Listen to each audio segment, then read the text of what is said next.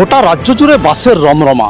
আমার সঙ্গে এখানে দেখাচ্ছি যে গোপালপুর থেকে বারাসাত MN6, এই MN6 রুটের বাস, এই রুটের বাস মোট 9টি বাস চলে। আর এই বাসগুলো এই গোপালপুর থেকে বারাসাত পর্যন্ত যাওয়ার জন্য যে অনুমোদন সরকারি, সেই অনুমোদন বা যে পারমিট, সেই পারমিট ছিল এক সময়, কিন্তু এখন আর নেই।